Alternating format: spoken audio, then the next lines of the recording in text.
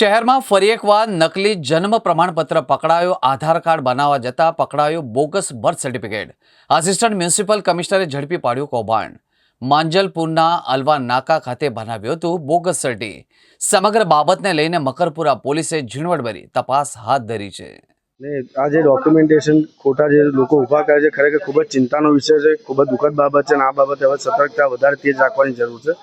Vadodara corporation હસ્તકના જેટલી પણ વોર્ડ ઓફિસમાં આધાર કાર્ડનું કામગીરી ચાલે છે, વોર્ડ નંબર 3, 4, 11, 12, 15, 17, 19 તેમજ સેન્સસ ઓફિસમાં ઓપરેટર દ્વારા તેમજ અમારા દ્વારા પણ સઘન ચેકિંગ ચાલતું હોય છે। આ જે એમણે જે બર્થ સર્ટિફિકેટ રજૂ કર્યું છે એમાં સિમ્બોલથી માંડી ડોક્યુમેન્ટેશનથી માંડીને ફોર્મેટથી માંડીને પ્રથમ દ્રષ્ટિએ જ ખ્યાલ આવી જાય છે કે ફ્રોડ છે। વધુમાં જે QR કોડ છે એ QR કોડ સ્કેન કરવાથી પણ કોઈ માહિતી હોતી નથી।